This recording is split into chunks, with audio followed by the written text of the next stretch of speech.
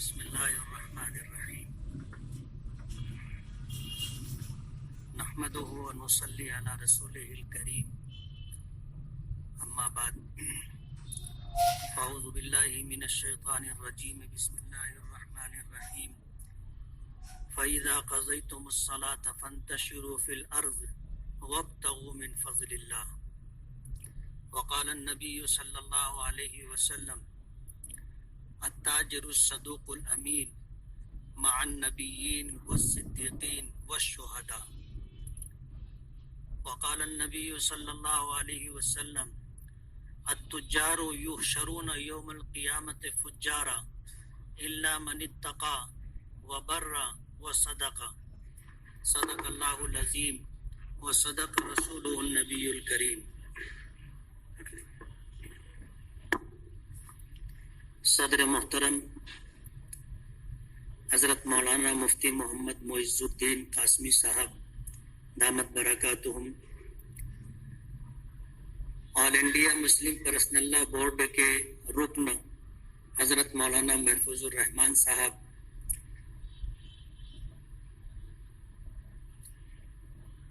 میں نام بھول رہا ہوں زبان، مولانا ڈاکٹر عبدالرشید ندوی صاحب مدنی صاحب دامت برکاتہم، علماء کرام، حفاظ اعظام اور عزیز دوستوں، میں تقریر کرنے کے لیے نہیں کھڑا ہوا بلکہ آپ سے گفتگو کرنے کے لیے کھڑا ہوا ہوں۔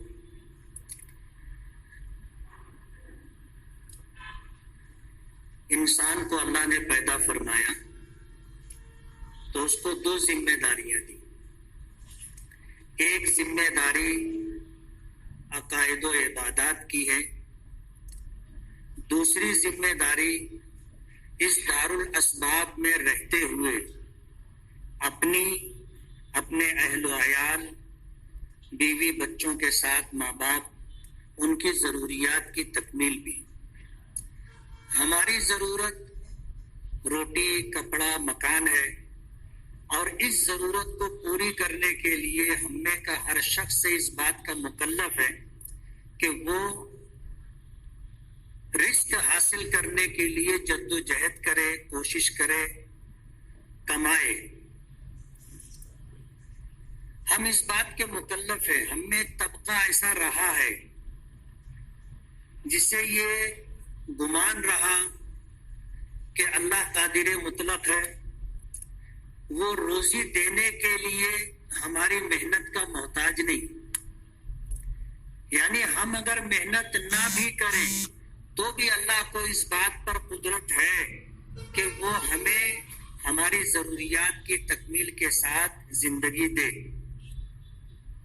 لیکن ظاہر بات ہے کہ یہ دنیا دارالاسباب ہے، اور ہم میں کا ہر شخص اس بات کا مکلف ہے کہ اللہ تو عزیز ہے، قادر ہے، وہ اسباب کا محتاج نہیں ہے، لیکن ہمیں اسباب کا پابند کیا گیا ہے۔ ابھی پچھلے دن ایک چھوٹا سا واقعہ پڑھنے میں آیا کہ ایک لکڑہارا تھا، جنگل میں لکڑی کاٹنے کے لیے گیا تو اس نے دیکھا کہ ایک بیمار لومڑی ہے اور وہ ادھر ادھر کھانے پینے کی چیز تلاش کر رہی ہے، اسے کچھ مل نہیں رہا ہے۔ تو وہ یہ سوچنے لگا کہ یہ کیسے زندہ ہے، اس کا گزارا کیسے ہو رہا ہے۔ اس نے اپنا کام موقوف کر دیا، کلہاڑا رکھ دیا اور چھپ کر کے یہ دیکھنے لگا کہ یہ کیا کھاتی ہے، اس کا گزارا کیسے ہوتا ہے۔ تو تھوڑی دیر کے بعد اس نے دیکھا کہ ایک شیر نے شکار کیا، اور شکار کرنے کے بعد شکار کو کھینچ کر کے جھاڑی کے اندر لے کر کے گیا اور کھایا، اور کھانے کے بعد بچا ہوا چھوڑ کر کے چلا گیا۔ یہ لومڑی گئی اور جا کر کے شیر کا چھوڑا ہوا بچا ہوا جو کچھ تھا وہ کھایا اور اس کی ضرورت پوری ہو گئی۔ تو لکڑہارا یہ سوچنے لگا کہ جب اس کو اللہ تعالیٰ بغیر کسی محنت کے اور بغیر کسی سبب کے کھلا رہا ہے تو مجھے بھی کھلا سکتا ہے، میں کیوں صبح سے شام تک لکڑیاں کاٹوں۔ تو اس نے کلہاڑا رکھ دیا تھا تو اس کو رہنے دیا، اٹھایا نہیں، انتظار کرتا رہا کہ میرے لیے گزارے کا کچھ انتظام ہو، کھانے پینے کا کچھ انتظام ہو. وقت گزرتا رہا، 1 دن 2 دن گزر گئے. ظاہر بات ہے بھوکا رہنے کی ساتھ اگر آدمی 2 دن گزار لے تو اس کی کیا کیفیت اور حالت ہوتی ہے اندازہ کیا جا سکتا ہے. وہ یہ سوچ رہا تھا کہ 2 دن ہو گئے مجھے کچھ نہیں ملا. اللہ تعالیٰ نے اس کے دل میں بات ڈالی، القا ہوا اسے کہ تو نے اپنے گزارے کے لیے مثال بیمار لومڑی کو بنایا. تو نے اپنے لیے مثال شیر کو کیوں نہیں بنایا کہ اس نے کمایا، اس نے شکار کیا، شکار کرنے کے بعد اپنی ضرورت پوری کی اور ایک بیمار لومڑی کے لیے بھی گزارے کا انتظام کر دیا. تو ہم میں کا ہر شخص اپنی ضروریات کی تکمیل کے لیے اسباب کا مکلف ہے.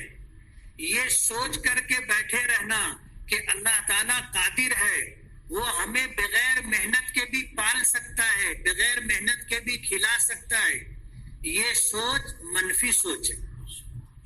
یہ بیمار لومڑی کو دیکھ کر حاصل کی جانے والی سوچ ہے.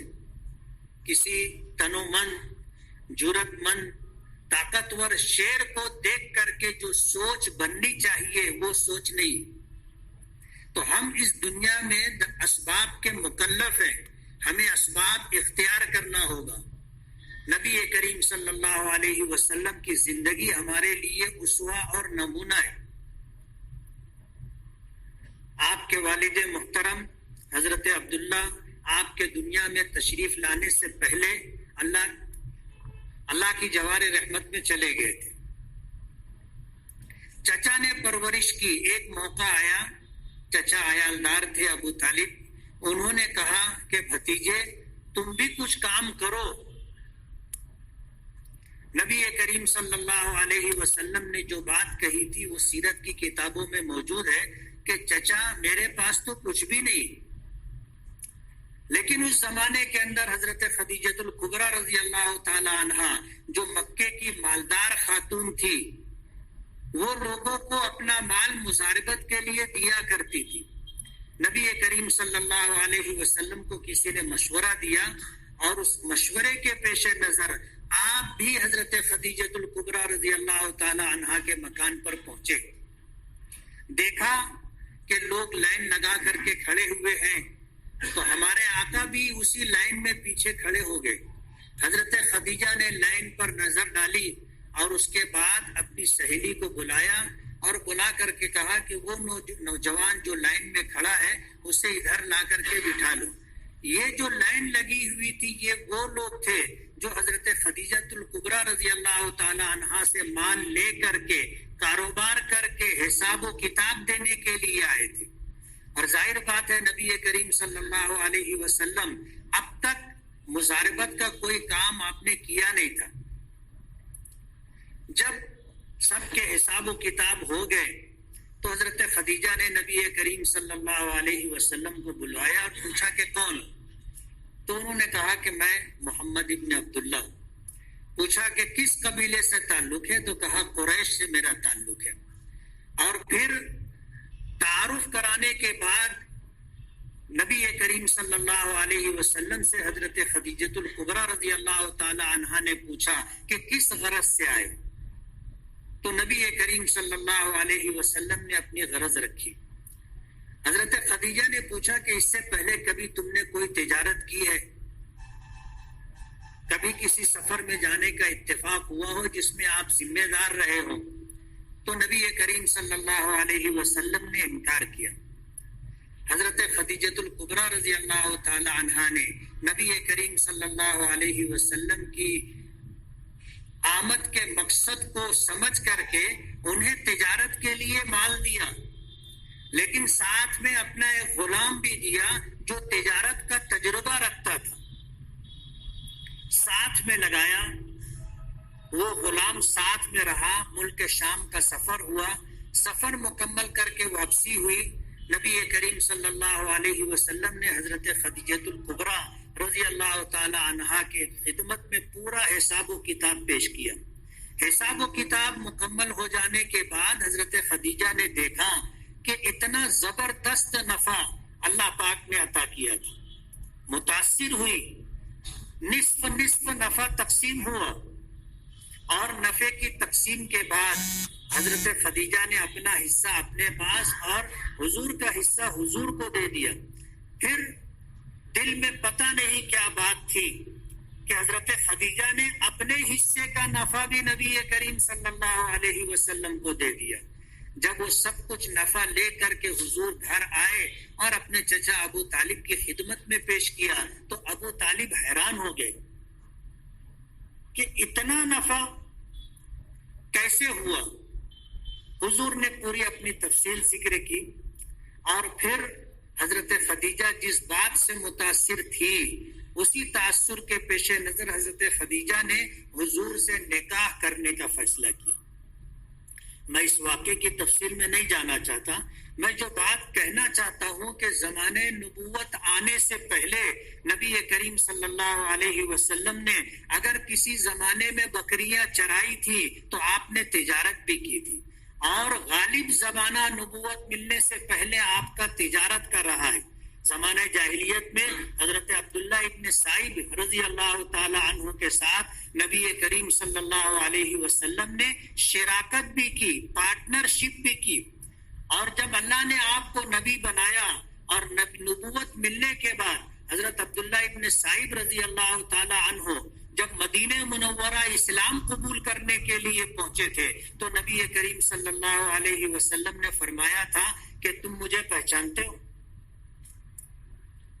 تو عبداللہ ابن سعید رضی اللہ تعالی عنہ نے جواب دیا تھا کہ آپ کو کیسے نہیں پہچانوں گا, آپ ماضی میں میرے پارٹنر رہے, اور آپ کی پارٹنرشپ میں میں نے جو کام کاج کیا ہے مجھے آپ سے بہتر پارٹنر آج تک نہیں ملا, آپ سے اچھا شریک آج تک نہیں ملا. حضرت ابو بکر صدیق تجارت کیا کرتے تھے, حضرت عثمان غنی تجارت کیا کرتے تھے, حضرت ابو بکر صدیق نے کپڑوں کی تجارت کی, حضرت عثمان غنی نے غلے کی تجارت کی. وہ حدیث بھی آپ کو یاد ہوگی کہ جب مدینہ منورہ میں قحط تھا اور حضرت عبد الرحمن ابن عوف رضی اللہ تعالی عنہ کا تجارتی قافلہ ملک شام سے چلا تھا, مدینہ منورہ میں داخل ہو رہا تھا, اہل مدینہ کو غلے کی ضرورت تھی, تو اس موقع پر پورا مدینہ غلہ خرید کرنے کے لیے گھروں سے نکل پڑا تھا. ایک شور تھا, حضرت عائشہ صدیقہ رضی اللہ تعالی عنہا نے شور سنا تو پوچھا کہ کس بات کا شور ہے. بتانے والوں نے بتایا کہ عبد الرحمن ابن عوف کا تجارتی قافلہ ملک شام سے غلہ لے کر کے آیا. حضرت عائشہ صدیقہ رضی اللہ تعالی عنہا نے کہا کہ رحم اللہ عبد الرحمن, کہ عبد الرحمن ابن عوف پر اللہ تعالی رحم فرمائے. عربی کے کچھ جملے ایسے ہوتے ہیں جن کا ترجمہ اور مفہوم ہمیں بہت اچھا لگتا ہے, لیکن اہل عرب جس پس منظر میں اسے کبھی استعمال کرتے ہیں وہ سوچنے کا محل ہوتا ہے. آج اگر عربوں میں آپ دیکھو, اگر کسی آدمی سے کوئی غلط حرکت ہو تو وہ کہتے ہیں ہداک اللہ, کہتے ہیں ہداک اللہ. اب ہداک اللہ کا ترجمہ یہ ہے اللہ آپ کو ہدایت دے. ہم تو ہر نماز میں سورہ فاتحہ میں اللہ سے ہدایت مانگتے ہیں, اہدنا الصراط المستقیم, لیکن اہل عرب کے تعامل میں ہداک اللہ کا جو لفظ ہے وہ ایک الگ مفہوم میں استعمال کیا جاتا ہے. جب کسی آدمی کے کسی ناپسندیدہ کام کا مشاہدہ ہو یا کسی آدمی سے کوئی ناپسندیدہ بات صادر ہو جائے تو دیکھنے والے ہداک اللہ کا لفظ کہتے ہیں, یعنی اس نے اچھا کام نہیں کیا. جب یہ جملہ حضرت عائشہ صدیقہ رضی اللہ تعالی عنہا کا حضرت عبد الرحمن ابن عوف کے کانوں تک پہنچا تو وہ حضرت عائشہ کی خدمت میں حاضر ہوئے اور آ کر کے عرض کیا کہ ام المومنین, کیا آپ نے یہ کہا ہے کہ رحم اللہ عبد الرحمن, کہ اللہ عبد الرحمن پر رحم فرمائے؟ کہا کہ ہاں کہا ہے. کہنے لگے کہ ام المومنین کیا وجہ ہے؟ تو کہنے لگی کہ میں نے اپنے آقا سے یہ بات سنی ہے کہ میری امت کا غریب آدمی مالدار شخص کے مقابلے میں 500 برس پہلے جنت میں جائے گا. حضرت عبد الرحمن ابن عوف نے جب یہ بات سنی اور یہ حدیث سنی تو انہوں نے وہیں پر اعلان کیا کہ یہ پورا غلہ جو 500 اونٹوں پر لدا ہوا آیا ہے یہ اہل مدینہ میں مساکین، یتیم اور بیواؤں پر تقسیم کر دیا جائے۔ مجھے جو بات کہنی ہے وہ یہ کہ تجارت یہ وہ شعبہ ہے جو ہمارے اکابرین اور بزرگوں نے ہمیشہ اختیار کیا، اور یہی وجہ تھی کہ اس مال کی وجہ سے، ان کی غنی ہونے کی وجہ سے لوگوں میں ان کا ایک مقام تھا۔ امام اعظم ابو حنیفہ رحمۃ اللہ علیہ کپڑے کی تجارت کیا کرتے تھے۔ ایک موقع پر سردی کے موسم میں ان کے جسم پر جو شال تھی وہ 70,000 درہم کی بتائی جاتی ہے، ایسا کتابوں میں واقعہ لکھا ہے۔ اگرچہ ذہن قبول نہیں کرتا، لیکن ظاہر بات ہے کہ اگر کتابوں میں ہے تو قیمتی چادر ان کے جسم پر تھی۔ حضرت سفیان ثوری کا وہ مشہور مقولہ ہے جو غالباً مسلم شریف کی جو ہے مسلم شریف کے اندر جو ہے ابتدا میں موجود ہے کہ اگر ہمارے پاس مال نہیں ہوتا تو یہ عمرا ہمیں ہاتھ پوچھنے کا رومال بنا لیتے۔ اور بہت مشہور جملہ ہے الناس باللباس، کہ آدمی کی حیثیت دنیا دار لوگ اس کے لباس کو دیکھ کر کے کرتے۔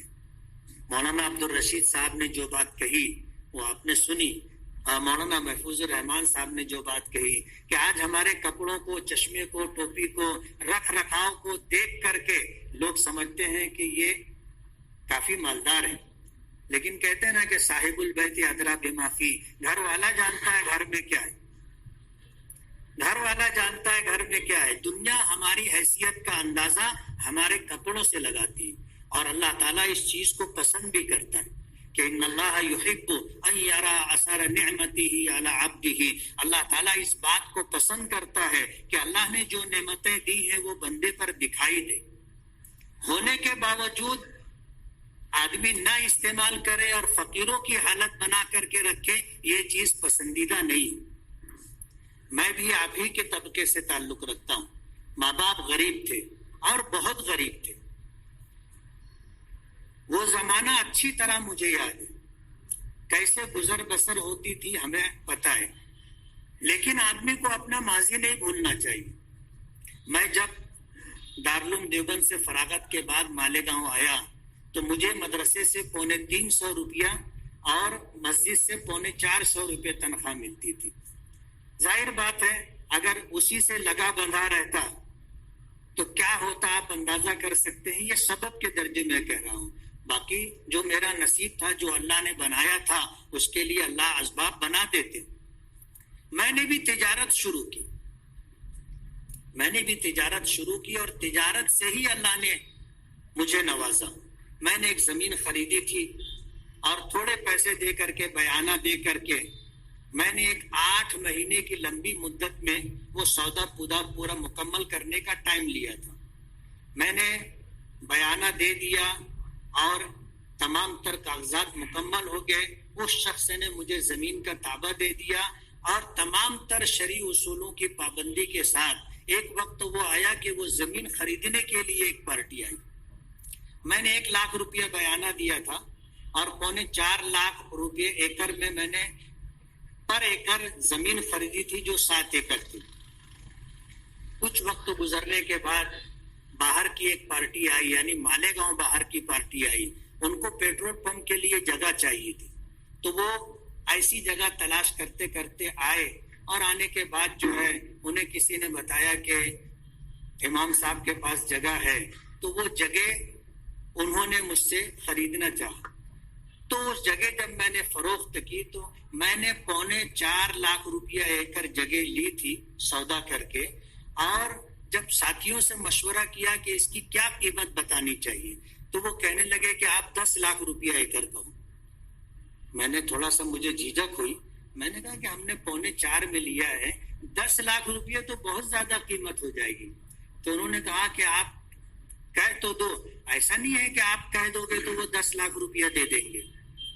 ظاہر بات ہے ان کو جتنے میں لینا ہوگا، سودا ہوگا، وہ کہیں گے۔ تو پھر جو ہے میں نے ان سے کہا کہ 10 لاکھ روپیہ ایکڑ، تو وہ کہنے لگے کہ امام صاحب قیمت زیادہ نہیں ہے۔ تو میں نے کہا کہ آپ نے مجھے دے تو نہیں دیا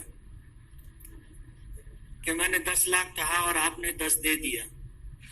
میں نے 10 کہا ہے، آپ کو جیسے لینا ہو، آپ جو قیمت دینا چاہیں آپ کہیں. یہ تو رضامندی کا سودا ہے. اگر آپ راضی میں راضی دونوں راضی ہوں گے تو سودا ہوگا، نہیں تو نہیں ہوگا. تو وہ کہنے لگے کہ ہم جو کہیں گے آپ اس کو ہاں کہو. تو میں نے کہا کہ میں سودے میں بہت زیادہ کھینچ تان نہیں کرتا، اگر مجھے سمجھ میں آئے گا، مجھے 2 پیسہ بچے گا تو میں دے دوں گا. تو انہوں نے کہا کہ آپ ہمیں 7 لاکھ روپیہ ایکڑ دے دو. میں تھوڑی دیر سوچا اور سوچنے کے بعد ان سے میں نے کہا کہ پہلے آپ مجھے یہ بتا دو کہ آپ مجھے بیانہ کتنا دو گے. اس لیے کہ میں نے جو سودا لیا تھا 1 لاکھ روپیہ ایثار دیا تھا اور 5 لاکھ روپیہ ایک مدت میں مجھے دینا تھا، اور میرے پاس 5 لاکھ روپیے کا انتظام نہیں تھا. تو میں نے ان سے کہا کہ آپ پہلے یہ بتاؤ کہ آپ بیانہ کتنا دو گے. بولے آپ کہو. میں نے کہا مجھے ابھی 5 لاکھ روپیہ چاہیے، ابھی 5 لاکھ روپیہ چاہیے. رات کا وقت تھا. میں نے کہا آپ کہو گے کہ صبح تو پھر سودا نہیں. انہوں نے کہا کہ ہم ابھی آپ کو جو ہے بیانہ 5 لاکھ روپیہ دیں گے. میں نے کہا آپ سودا کتنے دنوں میں مکمل کریں گے؟ تو کہنے لگے کہ کہنے کے لیے 1 مہینہ ہے، لیکن ہم 15 دن میں خریدی لیں گے. میں نے سودا لیا تھا 8 مہینے کی مدت میں، اور یہ پہلے ہی مہینے کے تمام تر معاملات ہیں. اب ظاہر بات ہے کہ جب اس طرح معاملہ ہوا، انہوں نے اسی وقت 5 لاکھ روپیہ لا کر کے دیا، اور دینے کے بعد جو ہے پھر صبح ہوئی تو یہ 5 لاکھ روپیہ جن سے میں نے سودا لیا تھا ان کے گھر دینے کے لیے گیا. ناشتے کا وقت تھا، حاجی صاحب ناشتہ کر رہے تھے. مجھے دیکھے تو ان کا چہرہ فق ہو گیا. وہ ایسا سمجھے کہ امام صاحب کہیں اپنا 1 لاکھ روپیہ واپس لینے تو نہیں آئے. یعنی آپ اندازہ کریں کہ ہم علماء کی کیا حیثیت ہے لوگوں کی نظروں میں. ان کو ایسا گمان ہوا کہ کہیں یہ اپنا پیسہ واپس لینے کے لیے تو نہیں آئے. اور ظاہر بات ہے پیسہ آتا ہے تو پھر رکتا نہیں ہے نا، ادھر ادھر ہو جاتا ہے. بیٹھے ہمت کر کے انہوں نے پوچھا کہ مفتی صاحب کیسے آنا ہوا ہے؟ میں نے کہا وہ پیسہ دینا تھا 5 لاکھ روپیہ، وہ پیسہ دینے کے لیے آیا. تو ان کا چہرہ پھر کچھ بدلا اور چہرے پر شادابی آئی. تو وہ اپنی بیوی کو آواز دیے کہ حجین.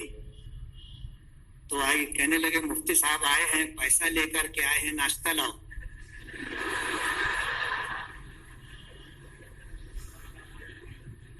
پیسہ انہوں نے لیا، اسے گنا، اور پھر میں نے ان سے کہا کہ اپنا معاملہ 8 مہینے کا ہے، مجھے مہینے بھر میں خریدی لینا ہے، آپ اس کے لیے تیاری کر لیں.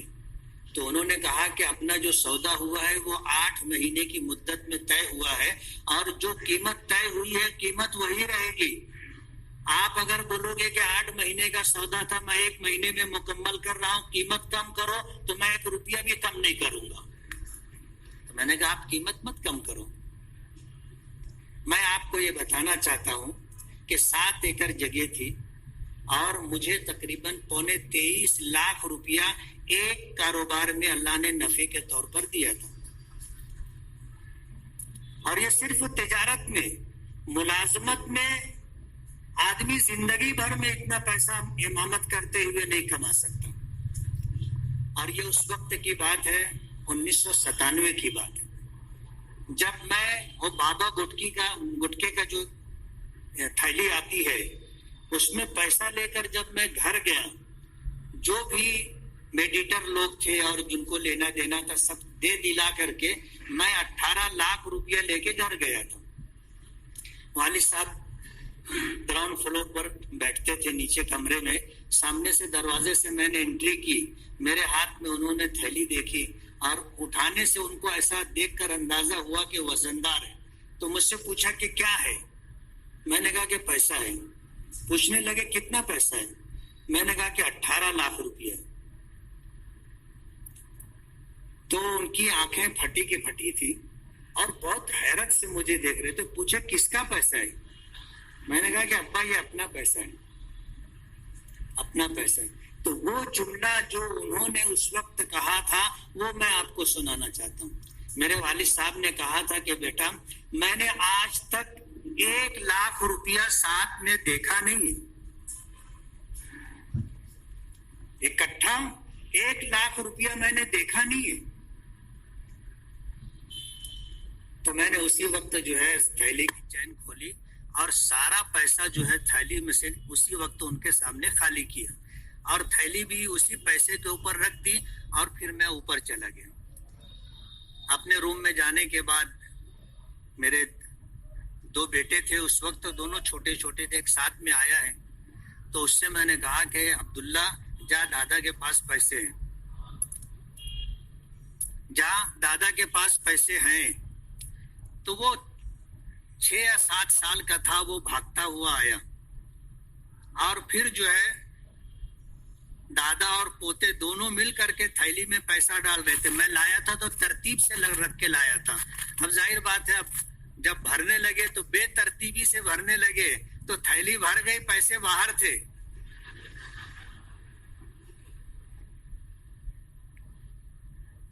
اس وقت سے تجارت میں ہوں. اللہ نے جب مجھے نوازا تو میں نے مسجد کی تنخواہ بھی بند کر دی، مدرسے سے بھی تنخواہ لینا بند کر دی. فی سبیل اللہ خدمت کرتا رہا اور باوقار طریقے سے کرتا رہا. کسی ٹرسٹی کی اور مدرسے کے کسی ذمہ دار کی یہ ہمت نہیں ہے کہ کوئی کچھ کہہ سکے. دنیا والے آدمی کی حیثیت مال سے لگاتے ہیں، علم سے نہیں، عمل سے نہیں. حضرت سفیان ثوری رحمت اللہ علیہ کا وہی مقولہ کہ اگر ہمارے پاس مال نہیں ہوتا تو یہ دنیا دار ہم کو ہاتھ پوچھنے والا رومال بنا لیتے.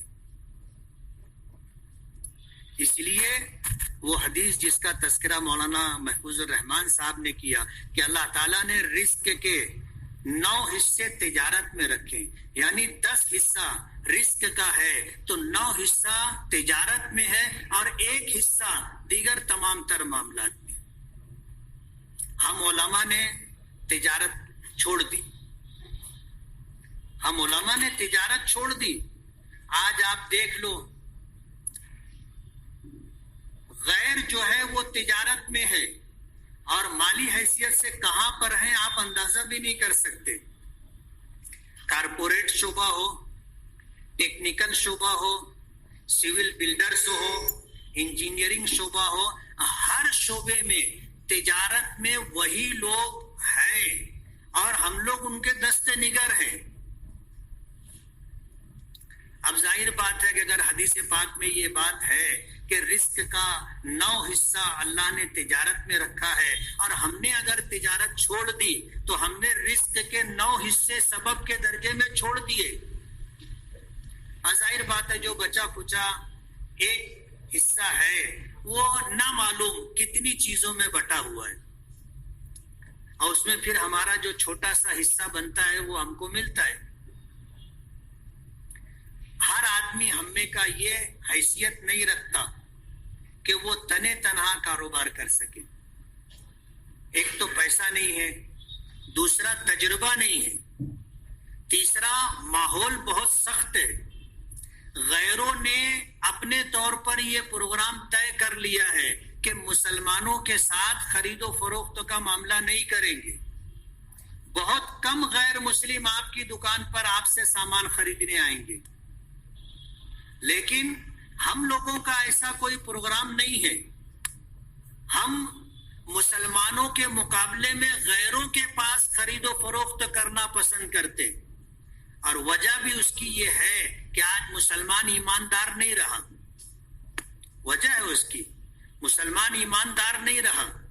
آج معاشی لائن سے کالجوں میں جو تعلیم دی جاتی ہے اگر آپ دیکھو گے بنیادی طور پر وہ تمام تر اسلامی اصول و ضوابط پر ہوتی ہے اور یہی انہیں پڑھایا جاتا ہے، یہی پڑھایا جاتا ہے.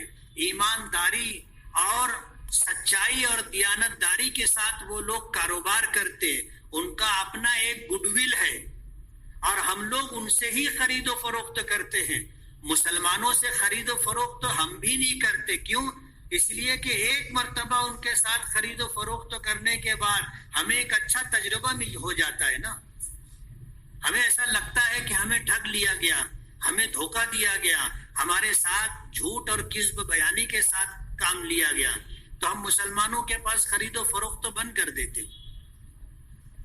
ہم میں کا ہر شخص اتنا پیسہ نہیں رکھتا کہ وہ تنے تنہا کاروبار کر سکے, اور تجربہ بھی نہیں ہے, ماحول بھی ہمارے خلاف ہے, سخت ہے. ایسے ماحول کے اندر ہمیں کامیابی کا وہ راستہ اختیار کرنا پڑے گا جس کامیابی کی ضمانت اللہ کے رسول صلی اللہ علیہ وسلم نے دی. اگر شراکت کے عنوان سے حدیثیں آپ نے پڑھی ہوں گی تو آپ کو یہ علم ہوگا کہ جب دو شخص شرکت میں کوئی کاروبار شروع کرتے ہیں اور دونوں امانت دار ہوں, دونوں سچے ہوں, تو اس میں تیسرا شریک اللہ کی ذات ہوتی.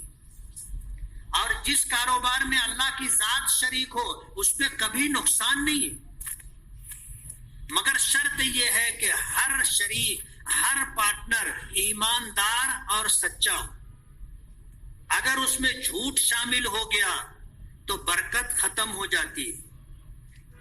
اگر عیب دار مال تھا, ہم نے جھوٹ بول کر کے بیچ دیا تو برکت ختم ہو جاتی. ہم نے عیب چھپایا, ہم نے جھوٹ بولا, ظاہر بات ہے برکت ختم ہو گئی. اور اگر ہم میں بددیانتی آ گئی تو اللہ پاک اس کاروبار سے اپنی شرکت ختم کر لیتے. پھر وہی ہوتا ہے کہ لوگ کہتے ہیں کہ ساجھے کی ہانڈی چوراہے پر پھوٹی, کہ پارٹنرشپ میں جو کام کیا جاتا ہے جب اس میں بےمانی آ جاتی ہے, پارٹنر لوگ جو ہے بےمان ہو جاتے ہیں, اللہ کی پارٹنرشپ ختم ہو جاتی ہے, تو پھر رسوائی ہوتی ہے, جھگڑا ہوتا ہے, اور چوراہے کے اوپر سب کے علم میں یہ بات آتی ہے کہ کیا ہوا ہے. لیکن اگر شراکت داری ایمانداری کے ساتھ ہو, سچائی کے ساتھ ہو, تو آپ برکتوں کا اندازہ نہیں کر سکتے. تجارت میں نفع نقصان ہوتا ہے, اسی لیے اس کو تجارت کہتے ہیں. اگر قمار اور جوے کی حرمت کا حکم ہے تو اس کی وجہ کیا ہے؟ تجارت میں نفع نقصان ہوتا ہے, اور جیسا اللہ سے گمان رکھ کر کے آدمی کام کرتا ہے, اللہ پاک کی طرف سے فیصلے اسی طرح کے ہوتے ہیں. اس لیے اگر یہ پروگرام آج ان علماء کرام کی سرپرستی میں آپ کے سامنے رکھا گیا ہے, میں آپ سے یہ کہنا چاہوں گا کہ آپ اس میں شرکت کرنے سے پہلے استخارہ کریں. اندیشے ہیں, نقصان کا ڈر ہے اور ہوتا ہے.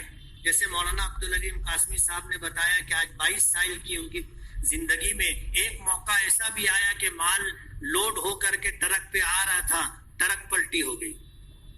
ظاہر بات ہے سارے ٹائل جو مٹی کے بنے ہوتے ہیں ٹوٹ گئے, بڑا نقصان ہو گیا. وہ ایک بس کے اندر ایک چوڑی والا تھیلے میں چوڑی بھر کر کے وہ بس کے اندر بیٹھا, اور بیٹھنے کے بعد ایک کنارے اس نے اپنا تھیلا رکھ دیا, اور رکھنے کے بعد جو ہے وہ ٹکٹ کنڈکٹر سے ٹکٹ لے رہا تھا, تو کنڈکٹر نے آیا اور اس تھیلے کو ایک لات مارا, اور مارنے کے بعد پوچھا کہ اس میں کیا ہے, تو اس نے کہا کہ ایک لات اور مار دے پھر اس میں کچھ نہیں رہے گا.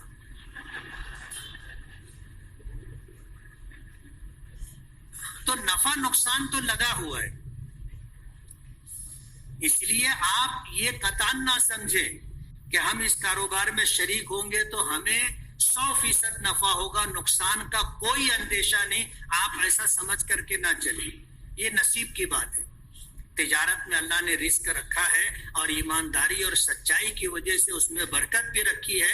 اگر آپ نے شرکت میں کاروبار کیا اور ایمانداری کے ساتھ کاروبار ہوتا رہا تو اللہ پاک ہمارے شریک ہوں گے, اور اللہ جس کاروبار میں شریک ہو اس میں کبھی نقصان نہیں ہوگا, ایسا ہمارا یقین ہے. لیکن سبب کے درجے میں کاروبار میں نفع بھی ہوتا ہے, نقصان بھی ہوتا ہے. آپ علماء کرام ہیں, آپ کو مسائل مضاربت کی اچھی طرح معلوم ہے, میں ان تفصیلات میں نہیں جانا چاہتا, لیکن میں یہ کہنا چاہتا ہوں کہ ہم لوگوں کو تجارت میں آنا چاہیے, تجارت میں آنا چاہیے. اگر آپ تجارت میں آؤ گے تو انشاءاللہ یہ ذریعہ اور یہ سبب بنے گا آپ کے لیے خوشحالی کا, آپ کی ضروریات کی تکمیل کا. پاس مال ہوگا، آپ کے بیوی بچے اہل و عیال آپ سے متعلقین جو لوگ ہیں وہ انشاءاللہ آپ کے پیسے سے فائدہ اٹھائیں گے، ہے نا؟ کہ اپنے اہل و عیال کو اس حال میں تم دنیا سے چھوڑ کر کے جاؤ کہ ان کے پاس مال ہو، یہ بہتر ہے کہ اس حال میں چھوڑ کر کے جاؤ کہ تمہارے جانے کے بعد وہ لوگوں کے آگے سوالیہ انداز میں ہاتھ پھیلائیں۔ آپ کو کاروبار کرنا ہے، اگر اس اسکیم میں اس پروگرام میں آپ کو نہیں شامل ہونا ہے آپ نہ شامل ہو، لیکن یہاں سے یہ پیغام لے کر کے جائیں کہ آپ تجارت کریں، آپ تجارت کریں، اپنے پیمانے پر کرنا چاہیں آپ اپنے پیمانے پر اپنی حساب کے مطابق کریں۔ ضروری نہیں ہے کہ مولانا عبدالعلیم کے اس کاروبار سے آپ اتفاق کریں اور آپ چاہیں نہ چاہیں ان کے ساتھ شریک ہوں، ایسا نہیں ہے۔ آپ استخارہ کریں، آپ کا دل مطمئن ہو تو آپ شرکت کریں، اور اگر آپ کا دل مطمئن نہ ہو تو کوئی زور زبردستی کی بات نہیں، محبت کا سودا ہے، اگر پٹے تو ٹھیک ہے، نہیں پٹے تو کوئی بات نہیں، لیکن آپ اس مجلس سے یہ پیغام لے کر کے جائیں کہ آپ کو تجارت کرنا ہے، کریں گے نا؟ آپ تجارت کیجئے، پھر آپ دیکھیں گے اس کی برکت ہے۔ آج چھوٹا منہ بڑی بات ہے، کچھ نہیں تھا میرے پاس، کچھ نہیں تھا، لیکن آج مجھے لوگوں سے 12-15 کروڑ روپیہ لینا ہے، اور میرا گمان ایسا ہے کہ شاید نہیں ملے گا۔ ظاہر بات ہے، یقیناً اللہ کا فیصلہ ہوگا، ملے گا، لیکن کافی لمبے دنوں سے وہ رقم مختلف لوگوں کے پاس پھنسی ہوئی ہے، اس لیے ایسا گمان ہو گیا کہ شاید ملے، لیکن اللہ چاہے تو کچھ بھی مشکل نہیں ہے، وما ذالک علی اللہ بعزیز۔ تو میں یہ کہنا چاہتا ہوں آپ تجارت کرو گے تو آپ کو کچھ ملے گا، اور اگر اس طبقے کی طرح کہ جو یہ سوچ لے کہ اللہ دینے کے لیے ہماری محنت کا محتاج نہیں ہے، تو آپ ہاتھ پر ہاتھ دھرے بیٹھے رہیں گے اور پریشان رہیں گے۔